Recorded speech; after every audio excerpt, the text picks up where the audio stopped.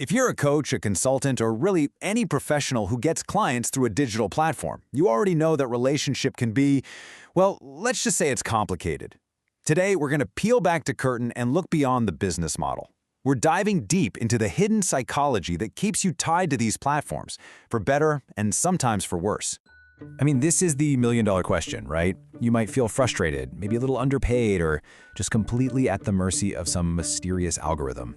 And yet, the idea of just walking away, it feels almost impossible. As we're about to see, the answer has way less to do with contracts and a lot more to do with some really powerful psychological dynamics that are going on just beneath the surface. So let's start at the very beginning of the journey, the seduction phase. Because let's be honest, nobody forces us to sign up. We're drawn in by this incredible, alluring promise. It's like a honeymoon period where the platform seems like it's the perfect solution to, all our professional problems. In psychology, there's a term for this. The platform becomes what's called an idealized object. We basically project all of our hopes and dreams onto it. We see it as this perfect source of prestige, a never-ending stream of clients, global recognition, and of course, stability. So in this early stage, the platform isn't just a tool, not at all. It kind of acts like an ideal parent, the one we think will finally see our potential and give us our big break. And this creates this incredibly powerful belief inside our heads. If I'm in, I'm important, right? Our professional self-worth gets tangled up completely with whether or not the platform accepts us. And that emotional investment, it makes us willing to overlook a whole lot of stuff, like confusing terms of service or potential risks down the road. But, as we all know, that honeymoon phase doesn't last forever. Now we're going to get into how this relationship morphs into something way more complex. This is where the hidden psychological hooks really start to dig in, creating a powerful and often pretty painful bond of dependency. Okay, so take a look at how this slide breaks down the dynamic. On the left, you've got our very human needs. We all need validation, we want to belong, we need to feel legitimate. In psychology, this is called transference. We're transferring all those emotional needs onto the platform. But here's the kicker. The platform doesn't respond like a person. Its response, its countertransference, is just cold, hard data, algorithms, ratings, and performance dashboards. It's not human, but it is an incredibly powerful form of control. This whole dynamic creates this really vicious cycle. The platform gives you what's called narcissistic supply, the 5-star reviews, the special badges, the top performer labels, and it feels amazing, right? But then, just as quickly, it can all be taken away. Suddenly, the assignments dry up, your visibility plummets. This is the narcissistic injury. It's a direct hit to the very ego that the platform helped build up in the first place. So this cycle brings us to a really critical moment. When that narcissistic injury happens, what do? Do you pack it in and leave? Or do you double down, work even harder, do whatever it takes to get back in the platform's good graces? For so many of us, the instinct is to fight for that approval again.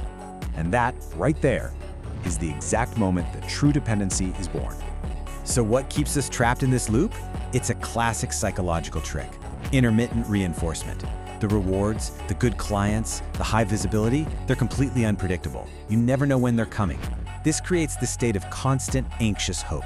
It's literally the same reason a slot machine is so addictive. You just keep pulling the lever, hoping the next one's a jackpot. And this is so important to understand. The platform's unpredictability isn't a flaw in the system, it is the system.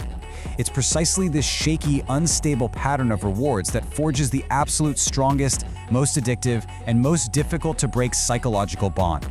Being stuck in a loop like this isn't just a business problem, it comes with a huge emotional and professional price tag.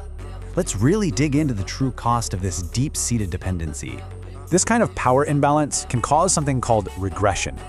Basically, a super smart, autonomous, highly skilled professional can find themselves slipping back into a more childlike state. Always scrambling for approval, terrified of being kicked off the platform, and just feeling like you have to comply with every new rule, no matter how random it seems.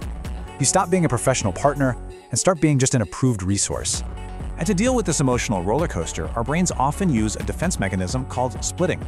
It's total black and white thinking. As you can see here, in phase 1, we think the platform is perfect. It's the source of all our success. But after we've been hurt enough times, we flip completely to phase 2. Now the platform is purely evil and exploitative. But of course, the truth is, neither of those views is really accurate. The much more mature perspective is to see the platform for exactly what it is: a tool. A tool that has its own business interests, which, by the way, are not always the same as your interests. It's not a savior and it's not a villain. It's just a tool. Now, maybe the biggest risk of all is something called identity diffusion. The more you depend on the platform for your clients, for your reputation, for your professional identity, the more your own personal brand starts to get blurry. The line between who you are as a professional and who the platform says you are just starts to fade away. And this leads to a really deep, kind of scary existential question. Are you an independent professional running your own practice? Or have you just become a resource for the platform to use however it wants? And that really gets to the core of it. The deepest psychological wound here isn't getting a bad review or a lower paycheck. It's the trauma of invisibility. It's that chilling, gut-wrenching fear that if the algorithm decides to stop seeing you, you professionally cease to exist. Okay, I know this has all been pretty intense, but understanding the problem is always the first step to fixing it.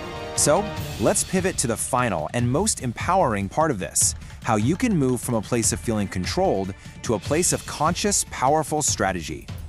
The goal here is to develop what the source material calls the mature position.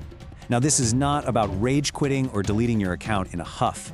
It's about developing a healthy psychological stance where you can acknowledge the platform's power, you see its interests clearly, but you fiercely protect your own professional independence and your own boundaries. So, how do you actually do it? Let's walk through the game plan. First, just acknowledge the power imbalance exists. Then, maintain firm professional boundaries. Next, and this is a big one, actively build your own personal brand completely separate from the platform. Diversify your income so all your eggs aren't in one basket. And maybe most important of all, use the platform consciously as a tool, but do not identify with its ups and downs. This is the mantra. Say it with me. The platform is a channel. It is not your identity. Because when it comes down to it, you have a choice. You can stay in that dependent relationship, the one that feels narcissistic, anxious, and often, traumatic. Or, as you see here, you can choose to build a strategic relationship, one that is mentally mature, that has clear boundaries, and that is ultimately empowering for you and for your career. So as we wrap this up, it should be pretty clear that asking, is the platform good or is it bad, is actually the wrong question. It just keeps us stuck in that black and white, all or nothing thinking we talked about earlier. The real question, the much more powerful question to ask yourself is this: what unconscious need of mine does this platform fulfill? Is it a need for validation, for security, for a sense of importance? Answering that question honestly, for yourself, that's the first and most important step you can take to reclaiming your power and totally transforming your relationship with any platform you use.